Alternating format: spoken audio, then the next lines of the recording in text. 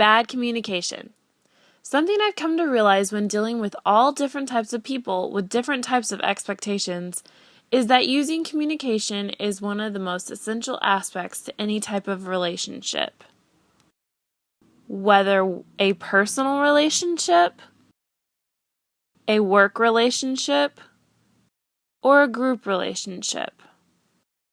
The problem is that with communication being so important, miscommunication or bad communication has become much more prominent.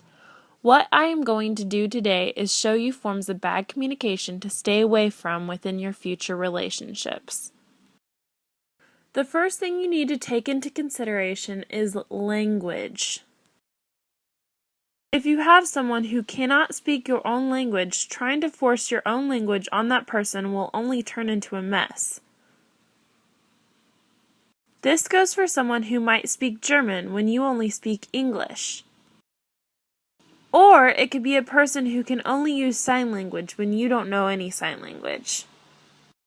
If you try to just force your own language on another person, you will most likely end up just more confused, angry, or upset than before. Another thing to take into consideration is your nonverbal communication.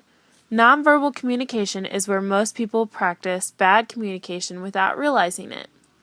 Some of the different types of bad nonverbal communication in a business setting within America are slouching, never using eye contact, facial expressions contrasting speech, having improper clothing or personal appearance, speaking unexcitedly in a monotone voice or even too quiet for someone to clearly hear you. Now, I will say that in some cultural instances, using these types of nonverbal communication would be the proper thing to do.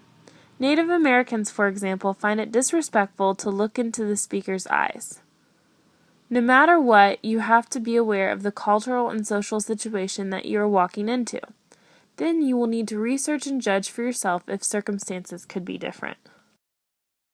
The reason nonverbal communication is so important is because according to RPI.education, a study in the United States showed that only 7% of a speaker's message was relayed using words.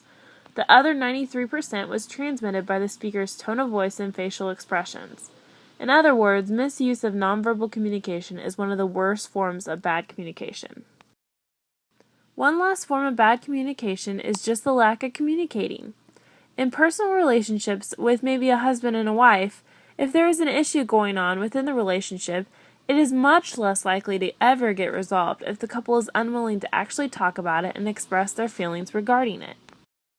If a woman in a relationship hates it when her boyfriend texts while he's talking to her, the boyfriend might not ever realize that his texting takes a toll on his girlfriend. If she would only communicate that she hates it when he texts and talks, then the issue might be resolved much faster.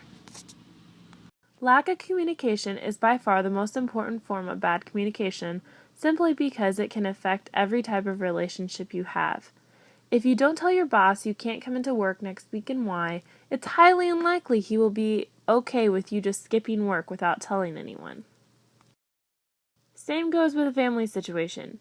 If there is supposed to be a wedding on a certain date, but the couple does not inform anyone of the date, there could be many family members very upset that they missed out on the wedding.